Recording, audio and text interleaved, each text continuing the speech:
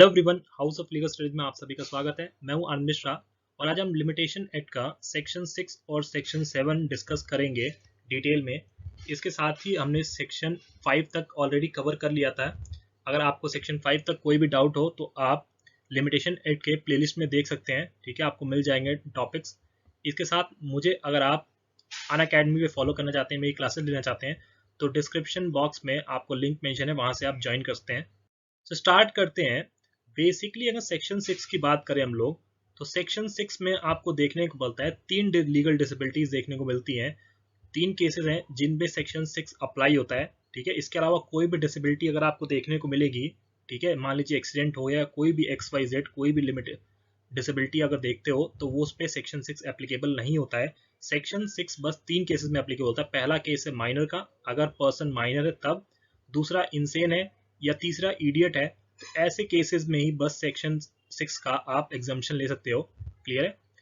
और ये कब से होना चाहिए? अगर आप देखो डेट देखो, तो on the date of reckoning मतलब क्या है कि जिस दिन आपका कॉज ऑफ एक्शन राइज हुआ था। Cause of action already discuss कर चुके हैं लास्ट क्लासेस में, कि मान लीजिए कॉज ऑफ एक्शन अराइज हुआ, मान लीजिए आपका इस दिन राइट अराइज हुआ कि आप केस फाइल कर सकते हैं। तो जिस दिन कॉज ऑफ एक्शन राइज हुआ है, उस दिन अगर आप क्या थे, या तो माइनर थे, इंसेन थे, या इडियट थे, तीनों में से कुछ भी अगर आप थे, ठीक है, तो उस केस में डेट ऑफ रेकनिंग की बात करता है। डेट ऑफ रेकनिंग के टाइम आप लीगल डिसेबल होना चाहिए, लीगल डिसेबल होना चाहिए, तभी ये क्या सेक्शन 6 आप पे एप्लीकेबल होगा।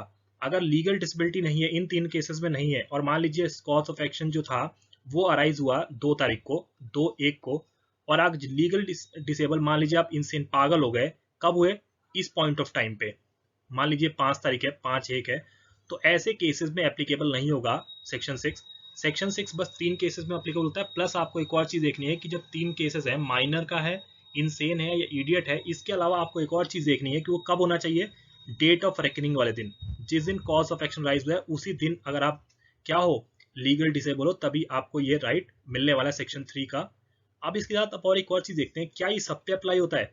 एप्लीकेशन किस किस पे होता है? जैसे हमने सेक्शन 5 पढ़ा था, तो सेक्शन 5 की बात करें तो वो सूट और एप्लीकेशन एग्जीक्यूशन की होती है। जो application for execution of decree, जो कि हम ऑर्डर 21 बोलते हैं, जिसे ऑर्डर 21 CPC की बात करते हैं, इस पे अगर आप देखोगे तो ये दोनों जो आपको सूट और प्लस एप्लीकेशन फॉर ऑर्डर 21 देखने को मिलेगा, ये दोनों जो प्रोविजंस हैं, ये किस पे अप्लाई नहीं करते? सेक्शन 5 पे ही एप्लीकेबल नहीं था। लेकिन यहाँ पे सेक्शन 6 की बात करें तो सेक्शन 6 किस पे अप्लाई होता है? लीगल डिसेबिलिटी की जब बात करते हैं, तो वो सूट के केसेस में आप ले सकते हो इसका एग्जाम्पशन। ठीक है, और दूसरा एप्लीकेशन अगर ऑर्डर 21 की है तो फर्स्ट प्रोविजन क्या है आपका देखने को मिलेगा। देखिए, when a person entitled to institute a suit, पहली बात किसके लिए अप्लाई हो रहा है? सूट पे। या कौन सी application? Application for execution of a decree, मतलब ऑर्डर 21 की बात कर रहा है यहाँ पे।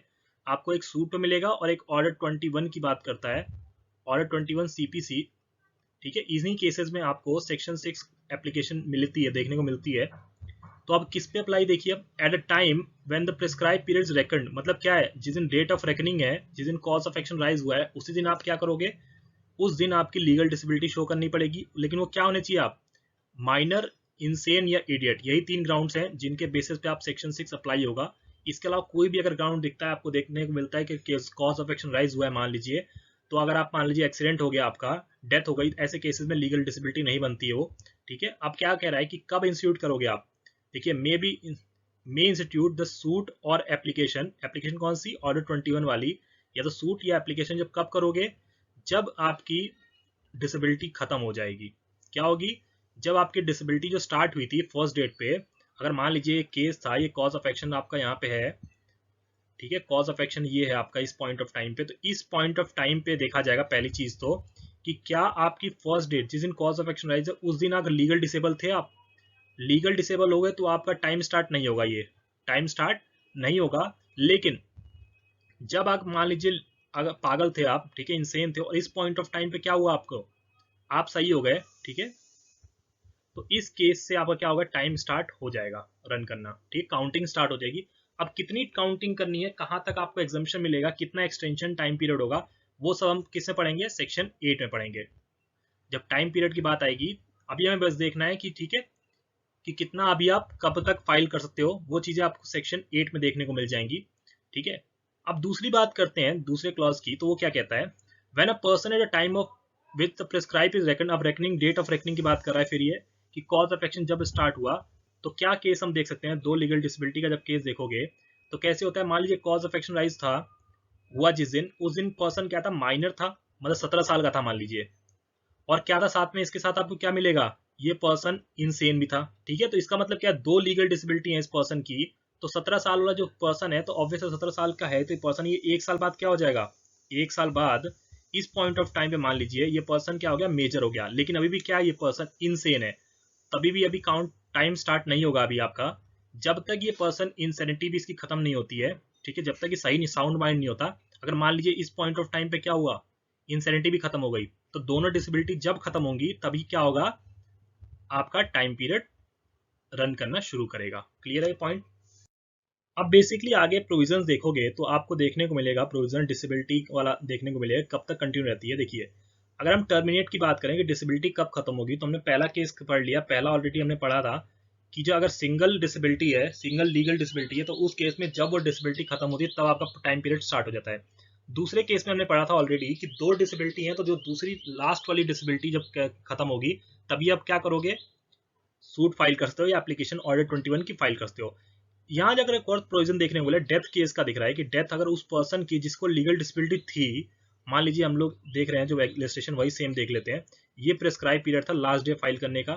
ठीक है, कॉज ऑफ एक्शन राइज इस पॉइंट ऑफ टाइम पे हुआ, लेकिन अब क्या हुआ है, यहाँ लीगल डिसेबल थे, मान लीजिए आप इनसेन थे, पागल थे, तो उस केस में भी टाइम पीरियड नहीं स्टार्ट हुआ है आपका। लेकिन इस पॉइंट ऑफ टाइम क्या हुआ, पर्सन वो सही नहीं हुआ, उसकी क्या हो गई, डेथ कॉज हो गई, डेथ हो गई। ठीक है, तो ऑब्वियस बात है टर्म मतलब मान लिया जाए कि क्या है, उसकी डिसेबिलिटी खत्म हो गई है। जब पर्सन ही नहीं रहा तो उसकी डिसेबिलिटी कैसे रहेगी, तो इस पॉइंट ऑफ टाइम से आपका टाइम स्टार्ट हो जाएगा। ठीक है, तो अब देखना हमें कि जो एलआर्स होंगे, जो लीगल रिप्रेजेंटेटिव्स होंगे, उनको कितना टाइम दे मिलेगा। तो हर चीज जब टाइम की लिमिट बात करेंगे तो सेक्शन 8 को देखना हमें। अभी बस हमें सेक्शन 6 और 7 में बस ये देखना है कि कब टाइम पीरियड आप कहाँ से काउंट करना स्टार्ट करोगे। ठीक है, फोर्थ में भी लीगल रिप्रेजेंटेटिव की बात की गई है कि लीगल रिप्रेजेंटेटिव देखने में मिलता है, वो सब सेक्शन 1 और 2 भी अप्लाई होता है इन पे। ठीक है, केसेस अप्लाई होते हैं। अब क्या बात करें, सेक्शन क्लॉज 5 की बात करते हैं हम लोग, सब सेक्शन 5 जो कि क्या कहता है, where a person under disability died after disability ceases but within the period allowed to him under this section.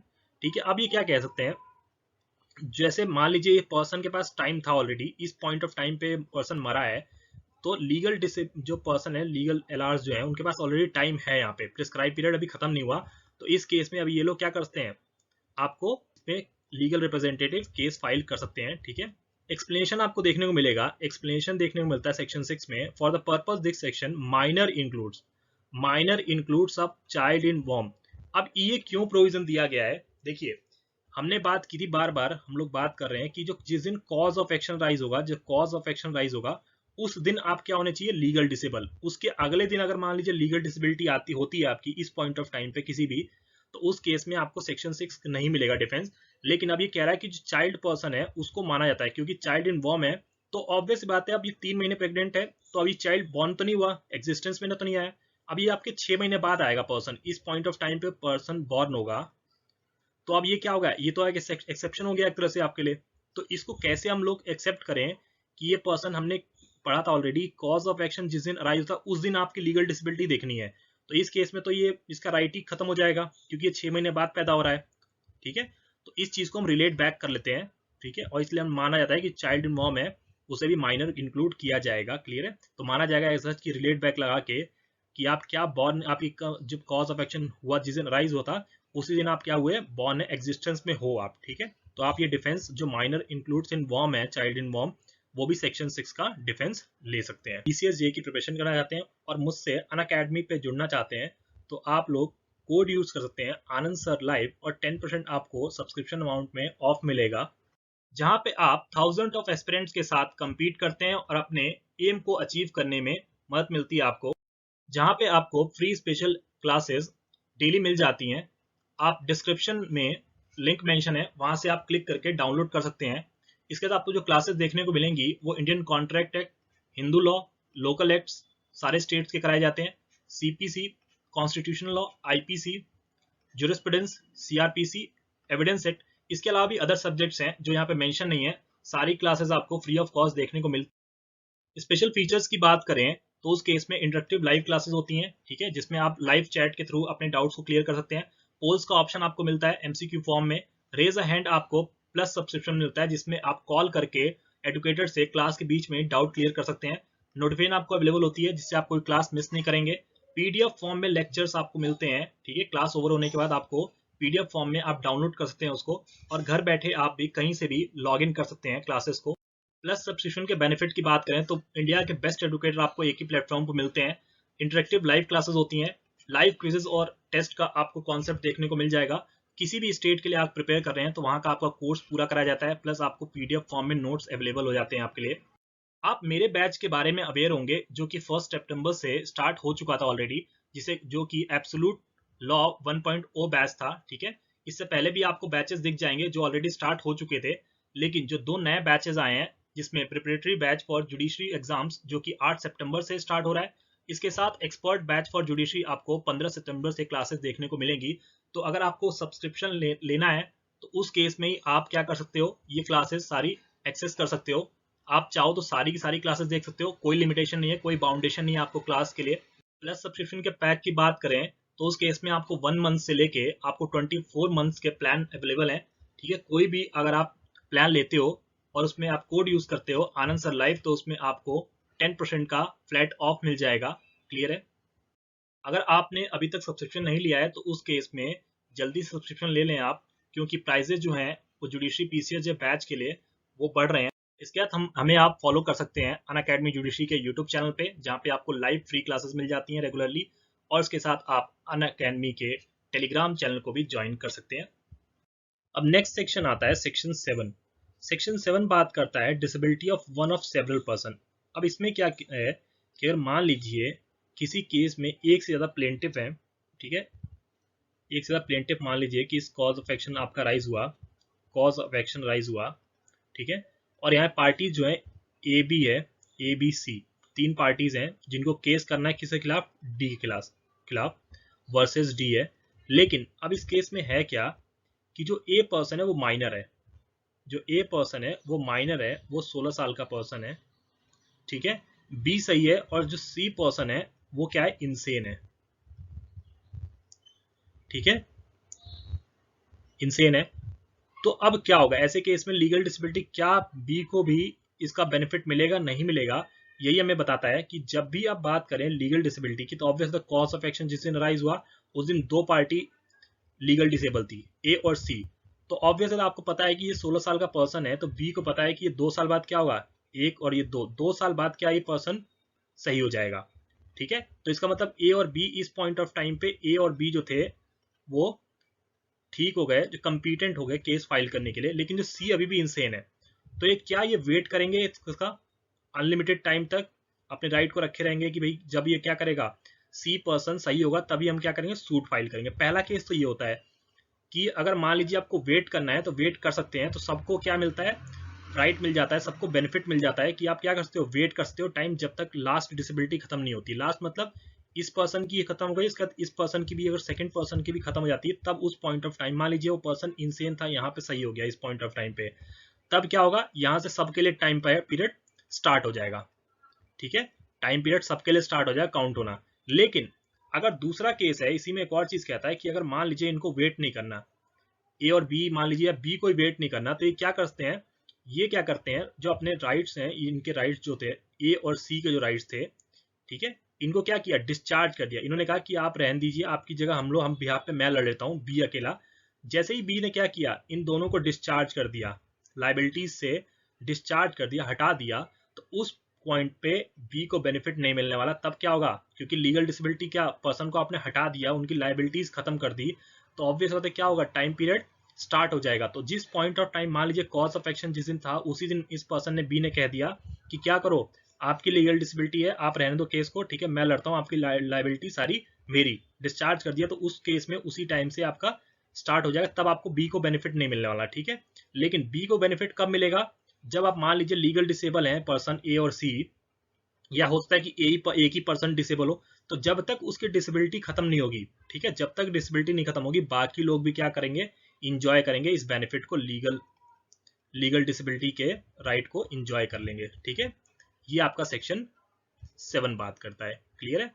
तो जिस पॉइंट ऑफ टाइम पे या तो आप डिस्चार्ज कर दो, देखिए डिस्चार्ज कर दो आप तो लाइबिलिटी से उस पर्सन को, या क्या हो वो पर्सन सही हो जाए आपका। ठीक है, अगर जो जो लीगल डिसेबिलिटी थी उसकी वो क्या हो जाए, करेक्ट हो जाए, मतलब सही हो जाए, तब उस केस में आप क्या कर सकते हो, आपका टाइम पीरियड स्टार्ट हो जाएगा। अब एक्सप्लेनेशन पार्ट कहता है, एक्सप्लेनेशन 1, दो एक्सप्लेनेशन आपको देखने को मिलेंगी। एक्सप्लेनेशन 1 कहता है कि अगर मान लीजिए डिस्चार्ज की बात करते हैं हम, लाइबिलिटीज की डिस्चार्ज की, अगर आप दूसरे पर्सन की लाइबिलिटी को डिस्चार्ज करना चाहते हो तो क्या वो हर लाइबिलिटी पे अप्लाई होता है?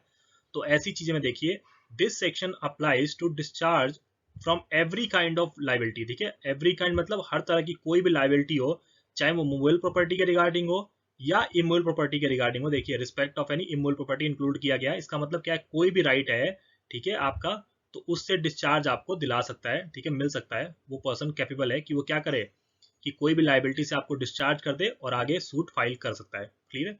दूसरा एक्सप्लेनेशन जब देखते हैं हम लोग, तो दूसरा एक्सप्लेनेशन क्या कहता है कि जो डिस्चार्ज में कौन पर्सन डिस्चार्ज दे सकता है, किसकी कंसर्न लोगे आप। देखिए, for the purpose of this section the manager, पहली चीज कौन दिख रहा है आपको, मैनेजर दिख रहा है, of a Hindu undivided family. ठीक है, governed by Mitaksha law shall be deemed to capable of giving discharge without concurrence of other members of the family only if he is management of the। अब ये क्या कह रहा है, इसमें कहता है कि मान लीजिए कोई पार्टनर मैनेजर है पर्सन, ठीक है, किसी जॉइंट फैमिली का, तो इसको अगर मान लीजिए क्या देना है, डिस्चार्ज के लिए कंसर्न देनी है, तो उस केस में वो बाकी लोगों से नहीं पूछेगा। ठीक है, अपने फैमिली मेंबर से उसको कंसर्न लेने की जरूरत नहीं है, उस पर्सन ने खुद ही अपने आप डिसीजन ले लिया, तब भी उसको डिस्चार्ज को वैलिड माना जाएगा। क्लियर है सेक्शन 7? आप लोगों को कोई डाउट तो नहीं है? तो कमेंट सेक्शन में करके पूछ सकते हैं आप लोग कमेंट कि कोई डाउट हो कोई भी प्रोविजन सेक्शन 6 या सेक्शन 7 से रिगार्डिंग। इसके साथ ही अगर आपको सेक्शन 6 और 7 में कोई भी डाउट हो लिमिटेशन एक्ट के, तो आप कमेंट में कमेंट करके पूछ सकते हैं। इसके अलावा सेक्शन 1 से लेके 5 तक ऑलरेडी हमने कवर कर लिया था, जो कि आपको प्लेलिस्ट में मिल जाएगा, जो कि लिमिटेशन एक्ट की प्लेलिस्ट है। लिमिटेशन एक्ट की प्लेलिस्ट में आपको देखने को मिल जाएगा मेरे चैनल पे ही। ठीक है, वहां से आप देख सकते हैं। कोई भी डाउट हो तो आप कमेंट सेक्शन में कमेंट करके पूछ सकते हैं। और आपको वीडियो अच्छी लगी हो तो लाइक करें, शेयर करें, चैनल को सब्सक्राइब करें। Thank you.